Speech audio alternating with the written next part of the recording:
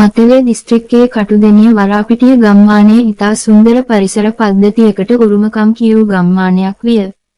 මෙම ගම්මානයේ බොහෝ පිරිසක් සාමකාමී ජීවිතයක් ගත කරමින් සැහැල්ලුවෙන් ජීවත්ව සිටියේය. ගම්මානයේම හැඩකාරිය වූ නාදීෂා වරාපිටිය සහෝදරයන් තිදෙනෙකුගෙන් යුත් පවුලේ බාල දියණිය විය. මවගේ හුරතලිය ලෙස සිය පවුලේම ආදරය විඳිමින් ජීවත් වූ නදීෂාගේ පියා වසර කිහිපයකට පෙර මරණයට පත් වී ඇතත් සහෝදරයන් තිදෙනාගෙන් ලැබුණු ආදරය නිසාවෙන් පියාගේ අභාවයේ දුක තනිකම නදීෂාට එතරම් දැනී නොතිබුණි. 2014 වන දින උදෑසන නදීෂාගේ මව කාමරයට පිවිසෙන්නේ වෙනදා මෙන්ම ඇය අවදි කරවීමේ අරමුණින් වූවද ඒ වන විටත් නදීෂා සිය කාමරයේ නොවිය. මව නිවස පුරාම සොයා බැලුවත් නදීෂා සොයා ගැනීමට නොහැකි විය.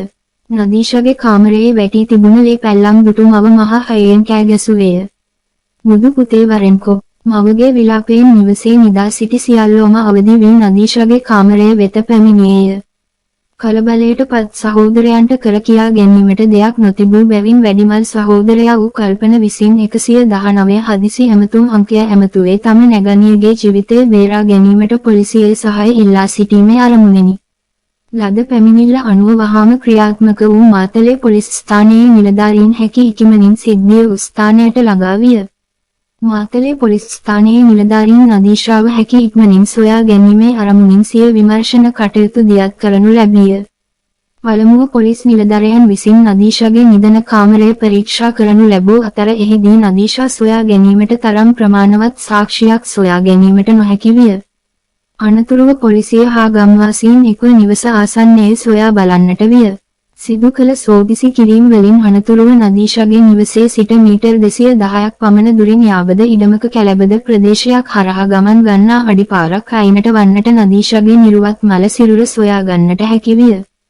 නදීෂාගේ මල සිරුර හමු වූ ස්ථානය වෙත පැමිණි මාතලේ කොට්ටාස අපරාධ ස්ථාන පරීක්ෂණාගාරයේ නිලධාරීන් විසින් අපරාධ ස්ථානයේ නිරීක්ෂණය කර ඡායාරූප ගත කර ගනිමින් මෙම මරණය සම්බන්ධ සාක්ෂි සෙවීමේ මෙහෙයුම ආරම්භ කරන ලදී. එහිදී කාමර 3කින්, සාලයකින්, ගබඩා කාමරයකින් හා කුස්සියකින් යුත් නදීෂාගේ නිවසේ ප්‍රධාන දොරින් පිටතට පැමිණෙන දොරටුවේ ඇති පළමු පඩියේ රුධිර පැල්ලමක්ද දෙවන හා තුන්වන පඩියේ මඩ තැවරුණු දකුණු පාදයක පා සලකුණක්ද නිරීක්ෂණය විය.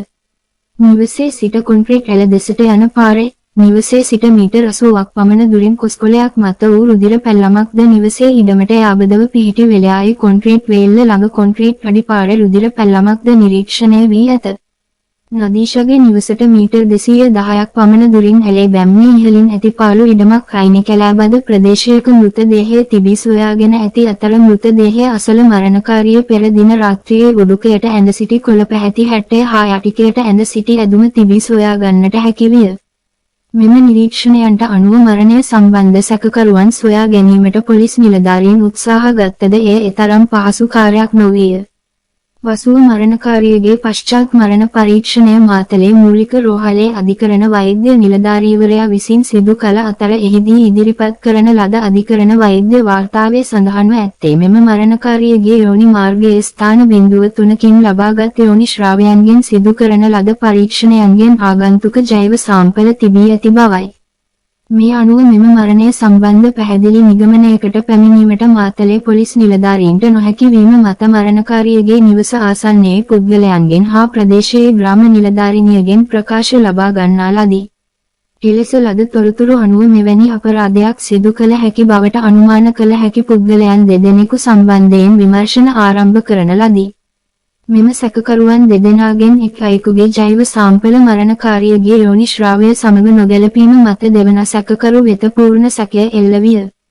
ඒ අනුව 2014-11 වන දින නදීෂා වරාපිටිය ඝාතනය සම්බන්ධයෙන් අදාළ පුද්ගලයා සැක පිට අත්අඩංගුවට ගෙන ප්‍රශ්න කිරීම ආරම්භ කරන ලද අතර එහිදී අනාවරණය වූයේ මෙම ඝාතනය වූ දිනයේ රාත්‍රී 12ට පමණ නදීෂාගේ නිවසට සොරකමක් කිරීමේ අරමුණින් මෙම සැකකරු නිවසට පැමිණ ඇති බවත්, නිවසේ ඉදිරි දොර අබුළු නොදමා තිබූ නිසා එම දොරෙන් නිවසට ඇතුළු වී නදීෂාගේ කාමරය වෙත පැමිණි බවත්, නිවසේ අල්මාරියේ තිබූ වටිනා බඩු රැගෙන නිවසින් පිටවේ යාමට ගියත් නදීෂාගේ රූපය ඉදිරියේ නැවතී ඇය දෙස බලන්නට සිතුන බවත්, ඇය අතහැර දමා යාමට හිත නොදුන් බවත්, ඇති වූ අධික කාම ආශාව නිසා නදීෂා වෙතට යනවත් සමගම නදීෂා ඇස් අරිනු දුටු නිසා අසල තිබූ කුළු ගෙඩියගෙන හිසට පහර දුන් බවයි.